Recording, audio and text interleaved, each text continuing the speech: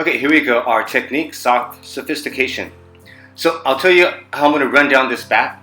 I'll be working in 4 sections per main section. So the back is 4 A-line sections. Each section, I'll elevate the hair slightly. So now to get into some hardcore nitty-gritty stuff that most people haven't got their mind around. As we're taught these type of techniques classically, we always hear elevate each section slightly higher, which is fine. But your margin of error is greatly increased because your definition of slightly higher and my definition of slightly higher it can vary greatly. So again, to minimize that margin, I figured out a way how we can throw math into this gameplay. Our technique, sophistication. Before I cut it, I already know in my mind my last angle through the back, the highest degree. The highest degree I'll be elevating this hair is to a 60-degree acute angle, which is graduation, yeah? So if I'm using 4 sections to arrive at my 60-degree angle, I can take my high degree, which is 60 degrees, and divide it by 4. So mathematically, I already know exactly my points of elevation. So my first section will be elevated to 15 degrees. My second section will be elevated to 30. My third section elevated to 45 and final at 60. So incorporating math into my repertoire, I become more bulletproof. Okay, and I highly recommend if the mathematic aspect that I just spoke about, you haven't gotten your head thoroughly around, just go back to that section and just listen to it a couple times until things starts clicking in, right? Because as we cut hair, again, we have certain assets, our tools, scissors, combs, technique, also our brain, right? And math, like every form of design, they all use mathematics. So recently I found a way how to incorporate mathematics into my current skill set, and with that alone, I've improved dramatically. So once you have and this isn't like rocket science, this is quite simple mathematics, but just like a deeper understanding of our craft and incorporating math, you will grow exponentially.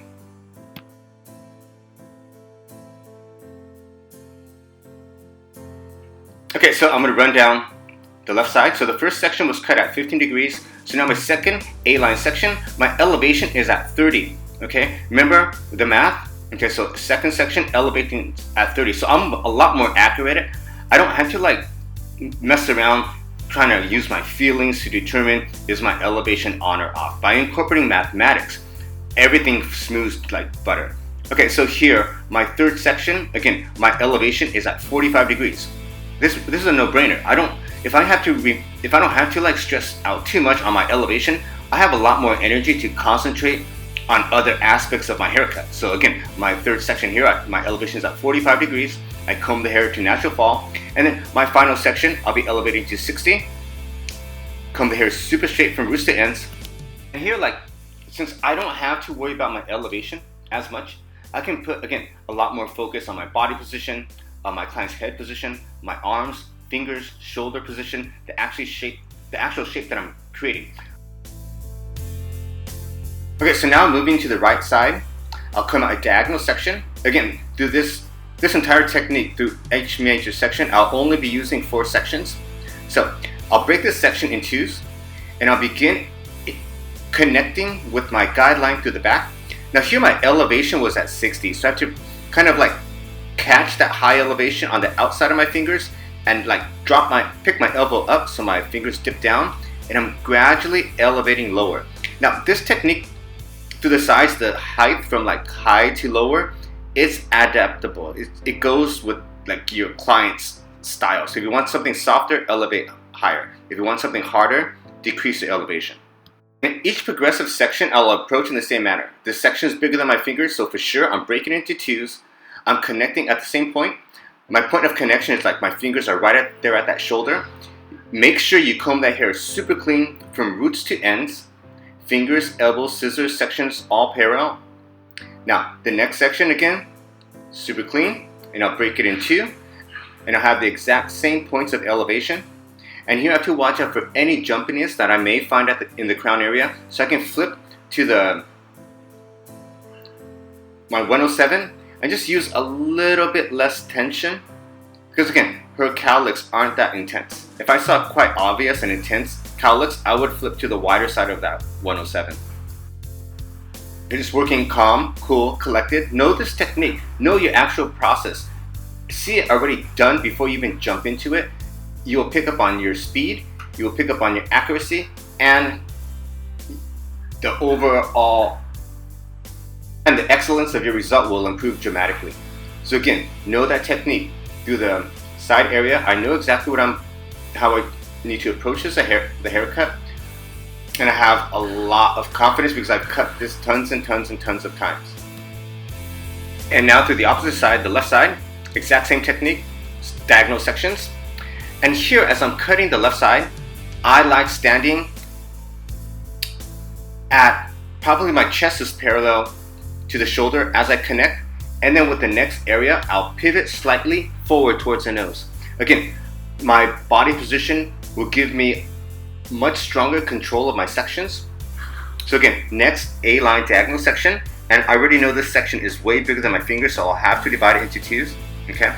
And it's the same technique, the same point of connection, and just following a super clean guideline.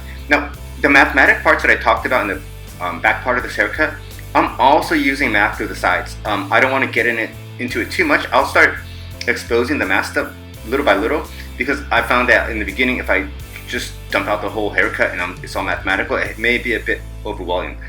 So, but the same principles apply throughout the haircut. So first, get your head around the back portion that I described. Okay, so back to the right side. The left side. I'll split this up into two sections.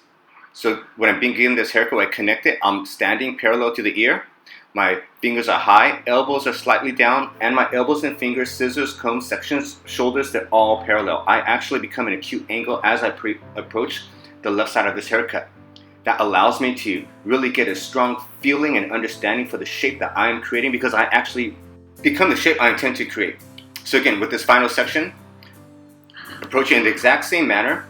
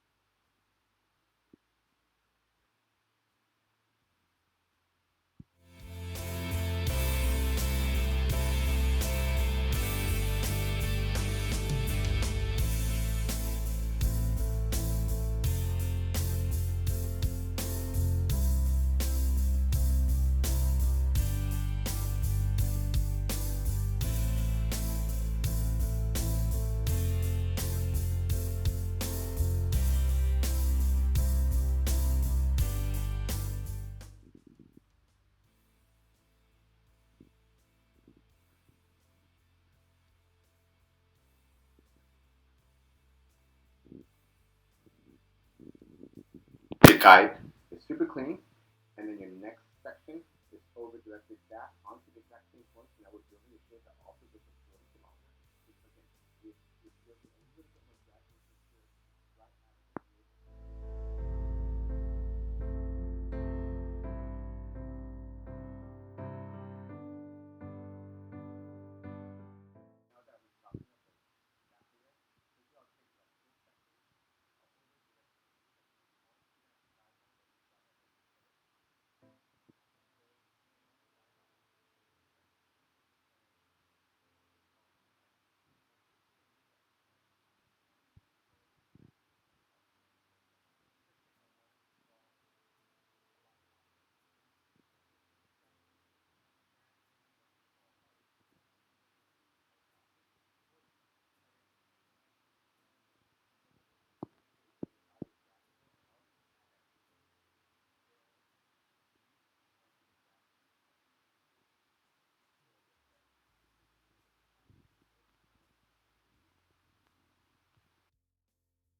Okay, so again, slightly diagonal sections.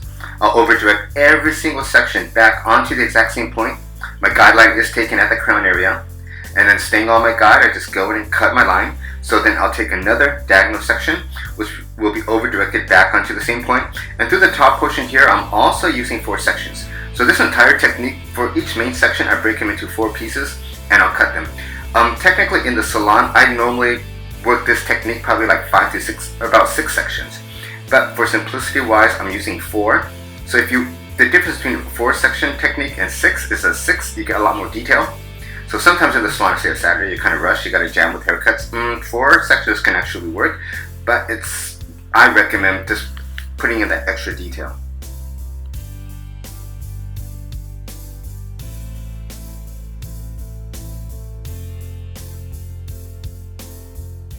And this is just to add a little bit more softness.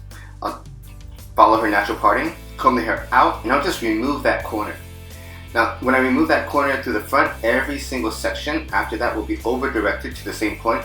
So this again will allow my shape to fall a lot softer, and it gives it like a soft feathered feel, but not like a hippie 80s feathered feel, because I'm only affecting like the very top portion of my section. So again, it gives me a lot more fullness, and it works.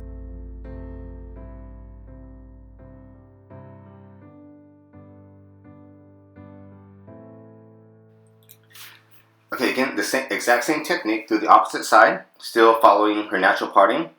I'll over direct the hair up, and I'll just knock down that corner. And again, from this point on, every single section is over directed onto the same point, so my shape is going from shorter to longer again. And I'm just removing that weight because it'll fall so much softer, and it gives myself and my clients a lot more styling adaptations. When the hair is really thick and you remove this strong A-line point to the front, it softens out the shape dramatically.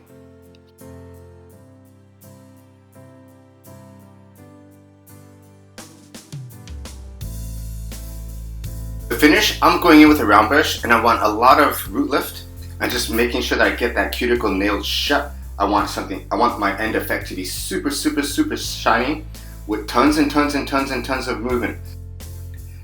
Okay, so after the finish, I'll just go back and I'm checking off my shape, and I'll cross check here, so just knock off that corner, and then I'll texturize it. Again, I don't want to remove my shape, I just want my shape to fall softer. So when I texturize the hair, I work in shadows, and I texturize again to the point where I can comfortably comb the hair from roots to ends, and making sure that that hair always feels super sleek, shiny, healthy. That sells, that's a money cut, okay? Alright, anyway, there's our technique, and to kind of get your head around the math part, if you need to listen to that portion again, enjoy.